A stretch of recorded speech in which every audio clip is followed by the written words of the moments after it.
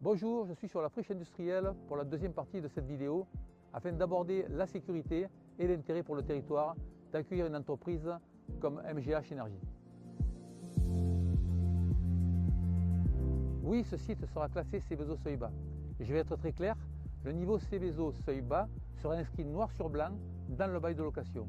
Il n'y aura jamais de seuil haut, ce sera contractuel. L'industriel prévoit même une marge de 50% avant d'atteindre ce seuil. Cela signifie un stockage limité, une activité principalement en flux direct, un transport prioritairement fluvial et ferroviaire et seulement 2 camions par semaine. Nous sommes très loin des volumes industriels du passé. Je rappelle que lors des concertations menées en 2023 et en 2024 en présence de MGH, une partie de ceux qui s'opposent aujourd'hui au projet demandaient une réduction drastique des camions et refusaient toute activité Seveso seuil haut ou générant des émissions de CO2. C'est précisément ce que nous avons obtenu. MGH a été choisi pour qu'on puisse continuer à discuter avec eux. Nous entrons maintenant dans une phase d'étude. Rien ne sera construit sans autorisation préfectorale. Rien ne sera validé sans enquête publique. Chacun pourra s'exprimer officiellement. Et que ce soit clair, je ne signerai aucun permis de construire si la sécurité des riverains n'est pas garantie. Nous avons choisi de louer le foncier plutôt que de le vendre pour le sécuriser. De ce fait, ce projet va générer un loyer de 2 millions d'euros par an pour l'agglomération du Garaudagnen.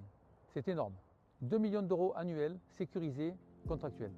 Le prix d'achat par l'agglomération sera remboursé en 1 an et cela permettra ensuite d'investir massivement dans des équipements structurants.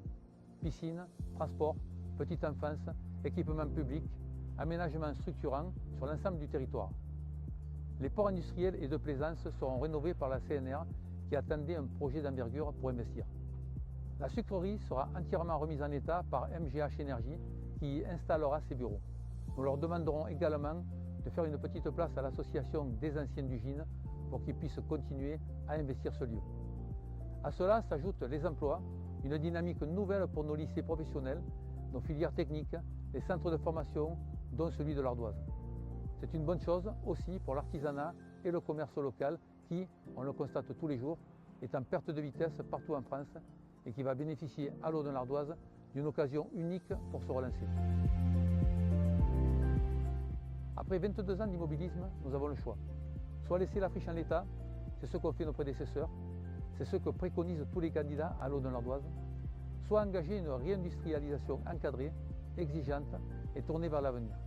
C'est ce que nous sommes les seuls à proposer. Je comprends les interrogations, elles sont légitimes. Mais notre responsabilité n'est pas d'agiter